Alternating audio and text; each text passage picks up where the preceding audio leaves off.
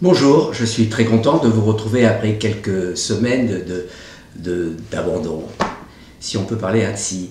Voilà, je suis spécialisé dans les intolérances alimentaires. Je pratique depuis plus de 12 ans déjà ces tests d'intolérance alimentaire qui sont un peu décriés. On va en parler assez rapidement. Voilà, ces tests, je voudrais vous rappeler qu'ils consistent à vérifier quelle est la réaction du système immunitaire vis-à-vis des protéines alimentaires que vous ingérez dans votre consommation habituelle.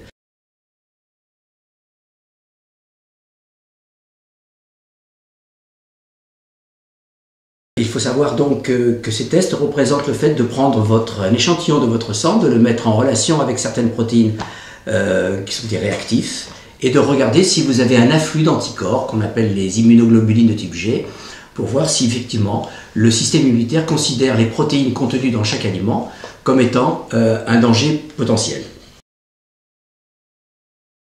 Ces tests, comme je vous l'ai dit tout à l'heure, sont l'objet d'un certain ostracisme de la part des autorités médicales, et je vais vous expliquer quels sont les arguments en fait des gens qui cherchent qui sont détracteurs de ces tests.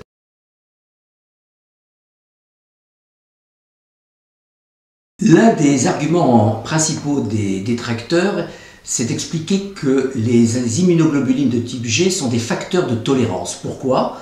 Parce que quand vous faites des vaccinations ou quand vous faites de la désensibilisation pratiquée par les allergologues, en fait, on va chercher à créer effectivement des anticorps qui s'appellent des IgG, notamment des IgG4. Mais ces IgG4, en fait, il faut savoir qu'ils représentent que 3% de la population de l'ensemble des IgG que l'on teste par les tests d'intolérance alimentaire. En fait, 97% des IgG que nous récupérons dans les tests, que nous dosons dans les tests, sont des immunoglobulines, des anticorps qui sont pro-inflammatoires. Je vous donne un exemple récent d'une jeune fille de 11 ans dont le test des intolérances alimentaires montrait une exagération et une augmentation du dosage des IgG, et cette fille effectivement était malade cœliaque. Autrement dit, l'augmentation des immunoglobulines de type G est vraiment le témoin d'une inflammation et non pas d'une quelconque protection ou facteur de tolérance.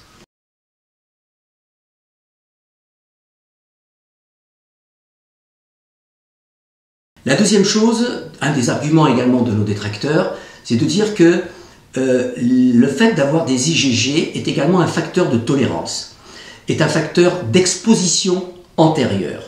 Ça veut dire quoi? Ça veut dire que si on prend effectivement les sérologies telles qu'elles sont faites, les sérologies virales, on sait que quand vous avez une infection qui est actuelle, qui est récente, on a une augmentation des IgM. Et les IgG sont le témoin d'une exposition antérieure, d'une espèce d'immunisation sur le fait que vous avez été en contact avec un virus antérieurement. Donc les IgG est le témoin en fait d'une exposition antérieure.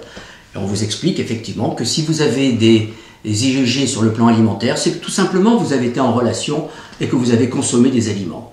Alors bien entendu c'est un argument qui ne tient absolument pas la route, car j'ai des quantités de dossiers où j'ai des patients de 20, 30, 40, 50, 60 ans qui n'ont aucune intolérance alimentaire, voire une, voire deux.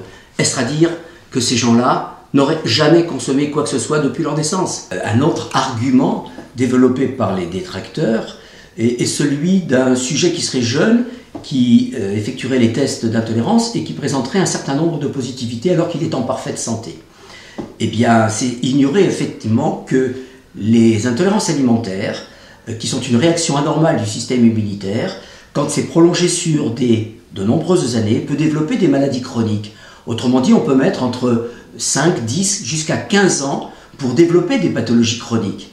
Donc le test des intolérances alimentaires est un test qui va prévenir, parce que nous allons savoir suffisamment à l'avance qu'il y a un problème avec certains aliments qui pourront éventuellement déclencher à l'avenir des maladies chroniques. Encore une fois, les intolérances alimentaires développent des maladies, non pas comme la grippe peut se déclencher du jour au lendemain, mais il faut un certain temps, par exemple d'exposition au gluten pendant 5, 10, 15 ans, pour ensuite développer une maladie chronique qui serait effectivement délétère pour la santé du patient. Un autre argument développé aussi par les détracteurs est celui que si vous mangez la veille un kilo de carottes, par exemple, vous serez positif le lendemain à la carotte. Ce qui est complètement stupide comme argument, parce que je peux vous garantir que si je consomme un œuf à la coque le matin et que je mange à midi des œufs durs et que je mange le soir une omelette, je peux vous dire que je ne serai absolument pas positif aux œufs. Donc c'est un argument de personnes qui n'ont pas l'expérience de faire ces tests. Au jour d'aujourd'hui, j'ai 2200 patients. Je pense pouvoir prétendre expliquer que quand vous avez une intolérance alimentaire à un aliment, ce n'est pas parce que vous avez consommé cet aliment la veille, l'avant-veille ou 2 jours ou 3 jours avant. C'est un problème particulier, c'est un problème qui est personnel, qui est individualisé et en aucun cas on ne peut prétendre ce genre d'argument. D'autres arguments, c'est aussi de dire, je l'ai entendu plusieurs fois, c'est que ces tests sont chers. Mais ça, c'est une réalité. Les tests d'intolérance alimentaire sont malheureusement chers. Moi, je milite effectivement pour que on puisse faire des études scientifiques qui puissent mettre en évidence l'efficacité de ces tests sur la prévention de certaines maladies ou la guérison même de certaines maladies. Et il faut savoir que ces études ne sont pas effectuées pour diverses raisons. Mais c'est pas parce que un test est cher, ce n'est pas un argument scientifique pour dire que la méthode n'est pas valable. Il n'existe aucune étude à l'heure actuelle qui peut dire que ces tests sont inefficaces. Il n'existe pas malheureusement suffisamment de tests pour prétendre qu'ils sont efficaces, mais l'inverse, c'est ce que je viens de vous dire, on ne peut pas non plus argumenter avec des tests qui montrent l'inefficacité de ces méthodes. D'autres arguments sont invoqués, notamment quelle est la composition par exemple de certains aliments. Prenons l'exemple de la tomate. On vous explique, est-ce que c'est une tomate crue que vous dosez? Est-ce que ce sont des tomates cuites? Quel type, quelle qualité de tomate vous utilisez? Bon, il faut savoir que là, la technicité des ingénieurs et des biologistes allemands font que ce sont des mélanges à la fois de tomates crues, de tomates cuites, qui permettent de pouvoir faire ces tests-là.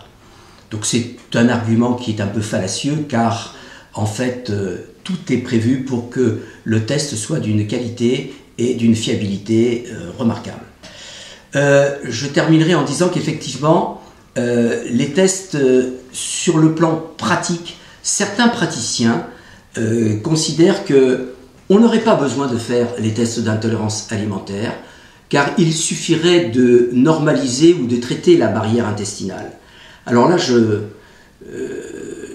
considère que c'est une erreur totale, car vous ne pouvez pas à la fois vouloir réparer une muqueuse intestinale sans retirer conjointement les aliments qui l'abîment, qui la carchérisent. J'explique, je donne toujours l'exemple d'un mur. Vous avez un mur qui est percé d'un côté, vous allez essayer de le boucher, de le réparer, mais d'un autre côté, vous tapez à la masse parce que vous continuez à consommer des aliments qui sont délétères. Donc il faut impérativement à la fois retirer les aliments agresseurs de la muqueuse intestinale et parallèlement, on va réparer, on va cicatriser et on va protéger la muqueuse intestinale. Mais croire que uniquement en traitant la muqueuse intestinale sans retirer les intolérances alimentaires agresseurs, on arrive à obtenir un bon résultat, c'est illusoire, c'est totalement utopique.